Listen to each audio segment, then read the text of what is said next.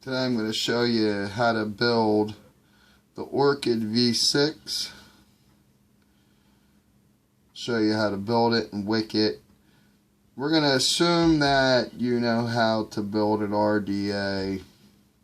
You know how to tighten everything down. I'm going to skip all the middle stuff. I don't believe I need to show all this. This is going to show how to wick it. It's very important. I'm going to be using some 24 gauge twisted with some flat ribbon wire. This is it right here. I'm going to do a 2mm opening, a small opening.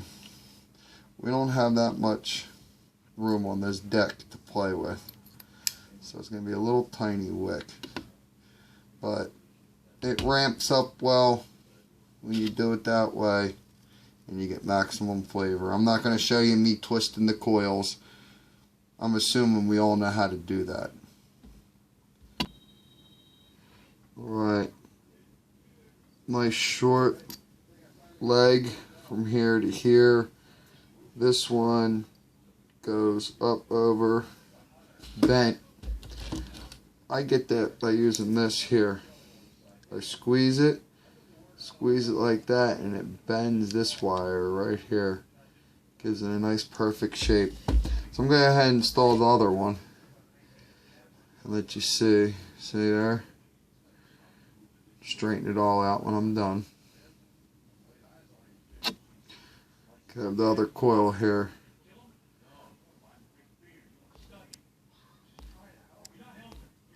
Wish I could get the zoom to stay. Show you how pretty they are. There's a nice design to them. Again, 24 gauge A1 round Kanthal twisted with 0.8 by 0.1 flat ribbon Kanthal. Alright, let me install this other one. Alright, put them in, cut my legs. 2mm wide those holes are. Right about there is where we want them. You can make them smaller. This is about the maximum. I built a 2.5mm for one that I use. It was very difficult because the space between here and here is limited. And then you got the cap you put on over it. Now we got to test. Goes on without touching the coils. Spins on easy. That's what you want. Now I double check my screws. Tight. Now after you heat it up too, you want to double check them. Material expands and contracts. Careful not to strip those screws out. A lot of time these posts on the clones, they spin. They're only pressed in there. They're not pressed good. You got to be careful.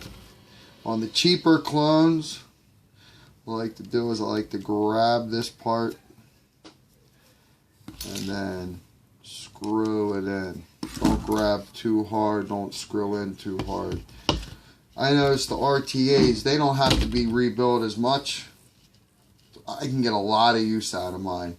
I mean, I can really chuff for weeks before I got to rebuild it. Okay, so let me wick it up for you. You ready? I cut 2 pieces of cotton. Took the top layer off, took the bottom layer off. I'm going to twist up the end, make a point. I'm going to feed it through. Pull it through. It's not tight, but it's not loose. That's what I like to do. I like to twist it up, pull it through where it's tight. Now when I untwist it, it's going to fluff up, and now it's not going to go anywhere. I want to do this on both sides.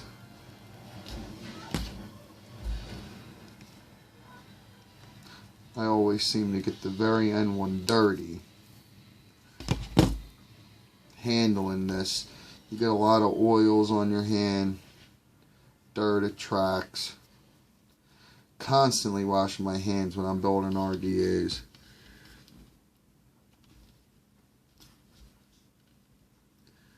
Pull it through, twist like this, pull it through, untwist. Now what I'm going to want to do is I'm going to want to fluff this up. This is the wick. This is what's going to suck juice up through these right here. So I fluff them all up nice and good. Now this is the whole key part. This is the whole reason of the video. Now what I do is go like that. Now I'm going to cut the excess off. Okay. I'm not going to get too close yet. I'm just going to cut all this off out here.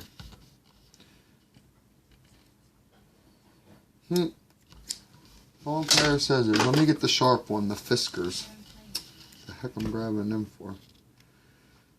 Yeah, I'm real life. I don't tend to edit videos. Show you how it happens as it's happening. So let me trim a little off, make it a little easier to work with, and show you what's going on here. Now, after you put that cap on, here's your juice channels here. Right here. There's 4 of them.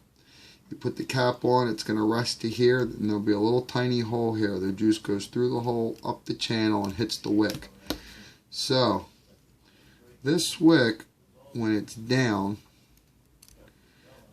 it's going to just fall down right onto the base, right here. It's just going to hit the top of that hole, and that's it. Because when the juice goes up that column, it's going to hit the bottom of this wick. So now, let me cut them a little bit more flush. I like to do one side at a time. Because if I cut this too short, then I can always pull a little extra. But I drop the wick. That's still a little too long there.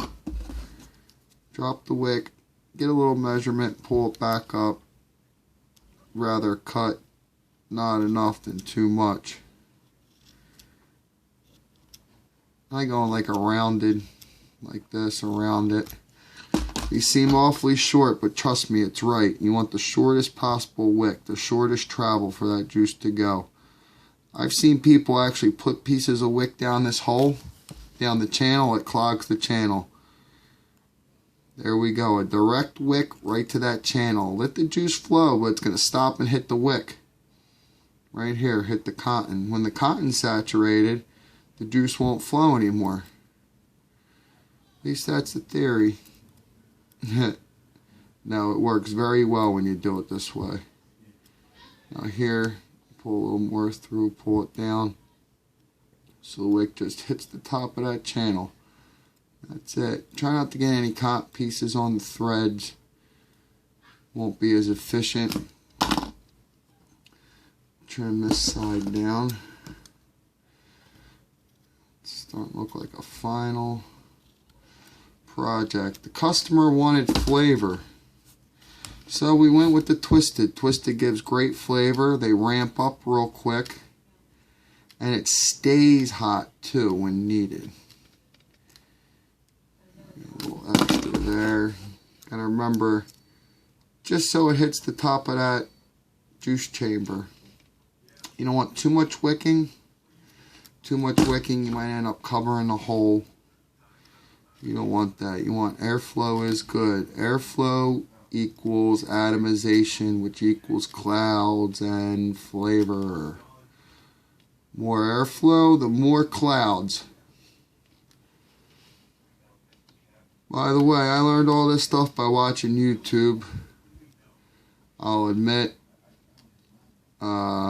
Rip. Watch a lot of Rip.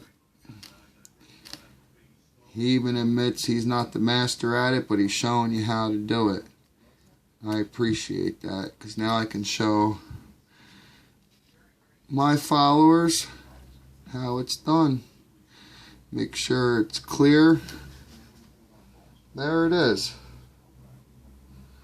See, the wicks just hit the top of the juice channel, lays right on the deck. That's it. Very, very short area for juice to have to flow. Now this build here, this build shall last quite some time. As long as they don't get any dry hits with it, should be able to keep this quite some time. Now at this point I'm going to ship it out. I'm not going to put juice on it, but normally I would juice it up.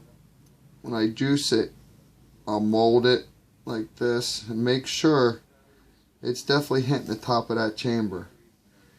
And then after I get all that juiced up, it's all good. Then we can put the cap on.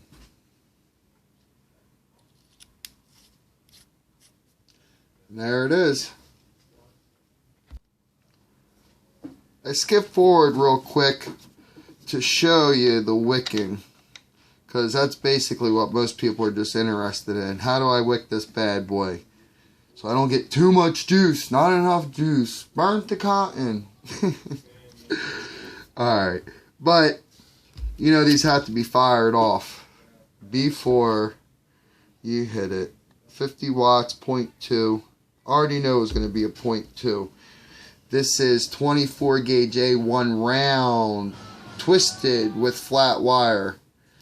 So 7 wraps, 0.2 or 2 millimeter wide. I already knew dual was going to be 0.2. So let me heat these bad boys up. Oh, see the outside legs heat up. Very typical when you do a twisted build on here.